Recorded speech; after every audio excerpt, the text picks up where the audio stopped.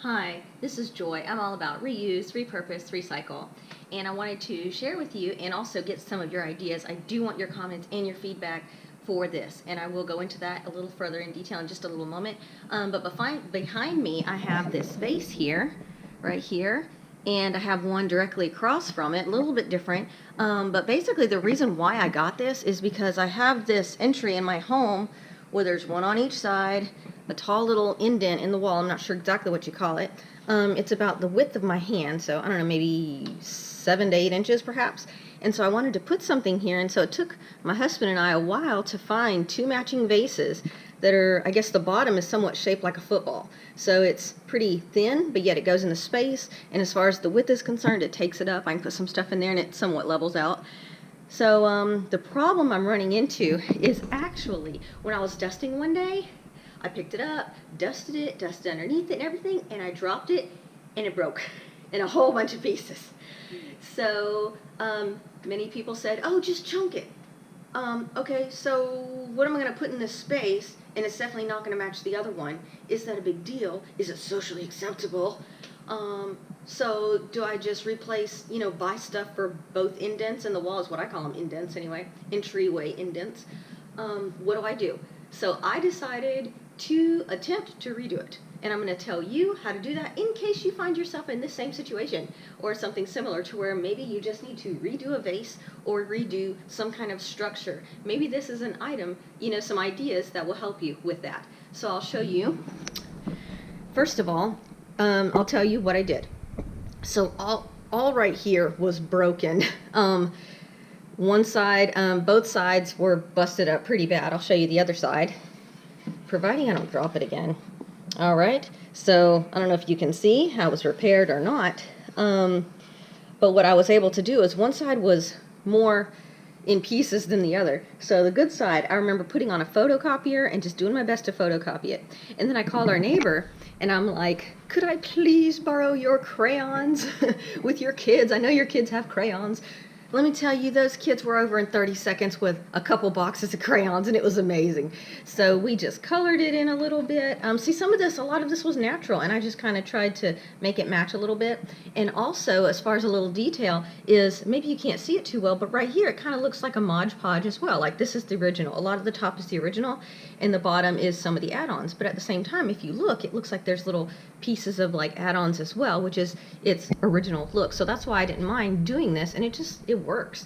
So nobody's going to know unless you really point it out. And maybe you've noticed already, but right here is my cut line right here, and see, I tried to level it up, but also because it was on a bend, of course, then there's problems with the copying, but I tried to line that up a little bit, and see, these two, like this line didn't match up with this line. So it's like, does it really matter if it matches? But anyway, so this right here, I just tried to color it in a little bit in the bottles, and it kind of had that look as well on the bottom, so I wasn't too worried about that. And the back as well. Before I turn it around, because I'm going to try not to break it again, it is still somewhat fragile. But right here, these are some lines I didn't want to go over necessarily because I didn't want to cover up the entire thing. But you can still, like, keep in mind, all of this down here was like busted, like irreparable. So I glued it together the best I could. I think I used hot glue maybe, which created a little variations, a little bumps and stuff like that. But here's some cracks that's left behind. Right here, let's see if we can follow my finger. Okay, it goes up this way and around, and I don't know where it goes from here. I think it goes over this way, and I think there's also a fault line that goes down, or crack line or something like that. But the bottom of this just really, really bad. So what I did also on both sides, along with the hot glue, let that set really good, is I did some homemade paper mache, which was shredded paper, flour, water, I believe, and I just pasted that in there really, really good. I think I did a couple applications of it, and I just smoothed it out the best that I could. And then I put the paper on top, and then I did like some Mod Podge over it, because once again, some of these pieces, it actually looks like it's Mod Podged on top of a painted canvas. So I wasn't worried too much about that look. And actually with the light reflecting, you can still kind of see a little bit of the weightiness going on, because let me tell you, this whole thing, I mean, I don't want to use the word shattered, but it really needed chunked. But at the same time, I was faced with, what else am I going to put here?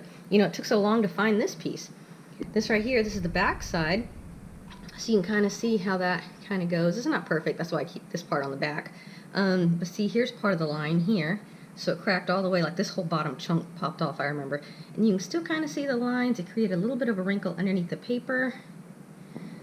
Let's see, so this piece was pretty bad, so I had to actually put this piece on as well. As far as paper, I guess. Over here, you can kind of see a fault line, not fault line, I keep saying fault line, a crack line here and here. Okay, so but overall, I think you get the idea. The way that I repaired this is I hot glued it the best that I could. I used a homemade paper mache, filled it in, smoothed it over, did a couple layers of that actually, not just one layer. I did a couple different layers, and I think the last layer I just used like a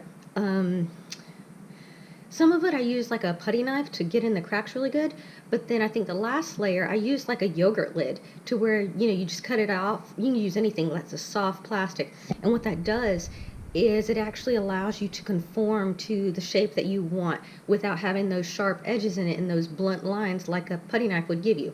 This allows you to be a little more artistic.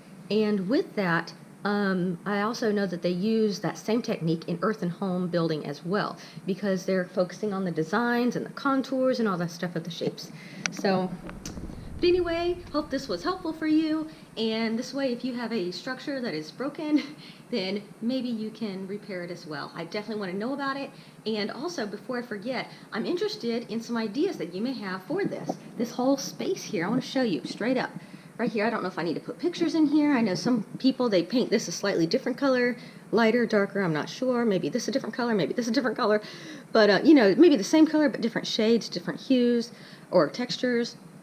I've thought of putting shelves in here with different, I don't know, glass shelves, solid shelves. But anyway, the sky's the limit with some of that creativity, but I definitely want some of your ideas. And if you want, if it's possible for you to post pictures as well, that way I know exactly what you're talking about, then that's cool too.